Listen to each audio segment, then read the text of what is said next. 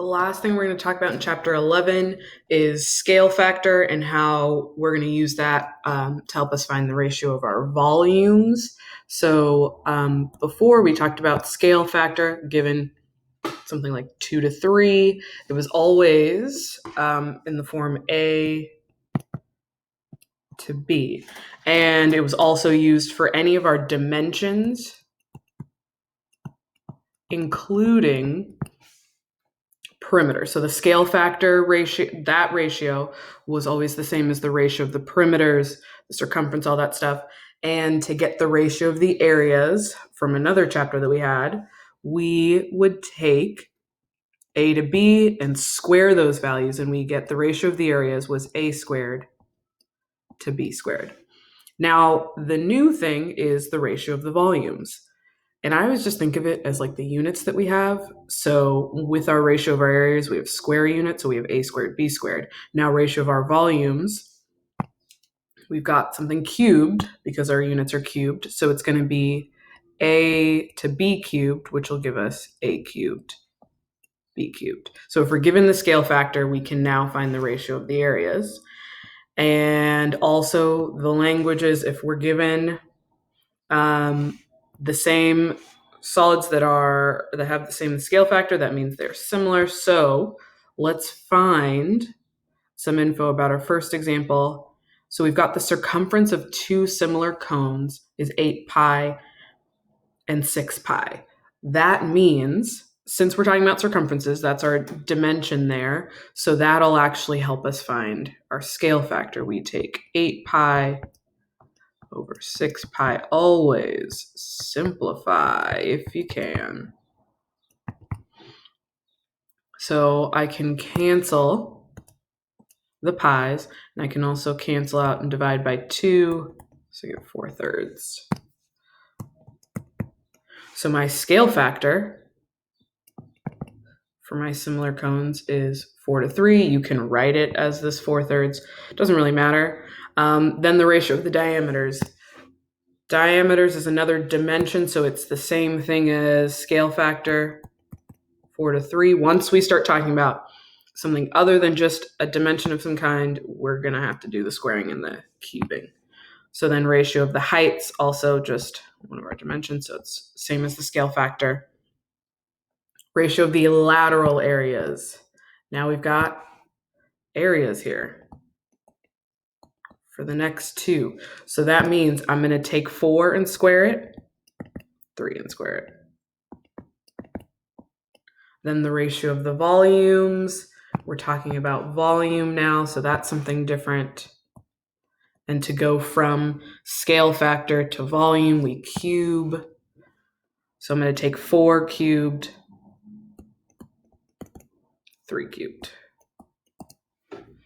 So we cube it for this guy, and then we square it for these two. So that's all we're doing in this section, deciding the info that we have here. So are they similar? So scale factor is just, and it tells us which direction to go, first to second. So first figure, we've got a height of 15, second figure 6. So let's write a ratio. Is 15 over 6 going to be the same ratio as first figure to second figure, 10 over 4? If I simplify both,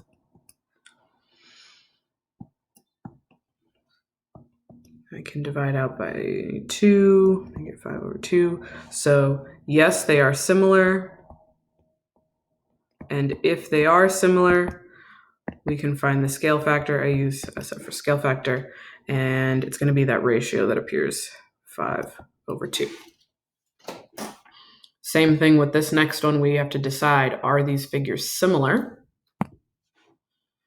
So I'm going to go diameter to diameter. So 4 to 10. Is that going to be the same as height to height? And no, it does not. So not similar. So just find the ratio of your dimensions there and then decide whether they're going to be similar or not. Now, for the next example, we know that the figures are similar. They give that info to us here. Find the scale factor of the smaller to larger figure. They give us the order, which is nice.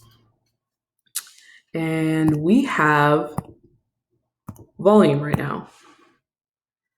So I'm going to list my options here. So we have the scale factor, A to B.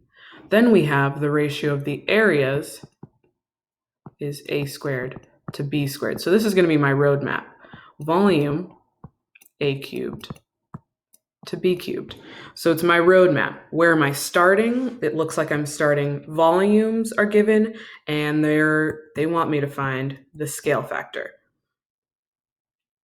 So I've got my ratio of my volumes, 64 pi, 125 pi. You always got to simplify first. So let's try simplifying this. Pi's cancel, and then I'm just left with 64 over 125. Then to go from volume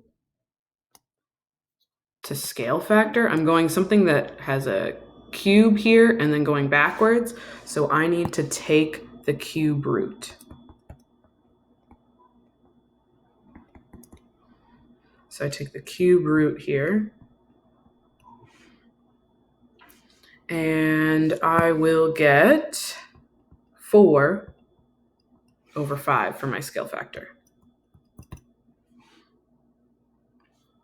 Same thing with the next one. We are given surface area. SA was surface area. So I have surface area. Oh, I want to write SA or A, one of those two. Tell me I'm going area and then scale factor. So now area to scale factor, I'm going from something that was squared to something that doesn't have a square there. So I'm taking the square root.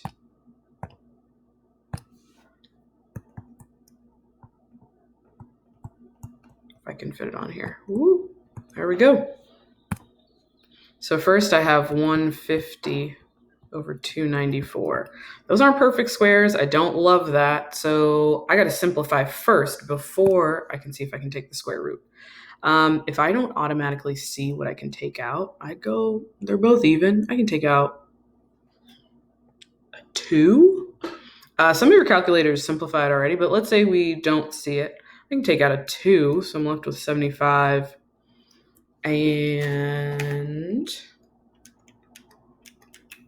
147. That does not look great for me still. But I know 75 is like 3/4 here, so let's say I take out a 3 from that, 25, and 147. Hopefully it's divisible by 3. Yes, it is, 49.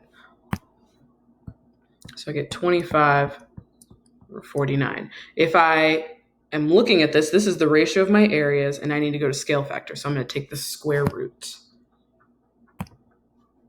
So my scale factor is 5 over 7. So we're working backwards to find our scale factor.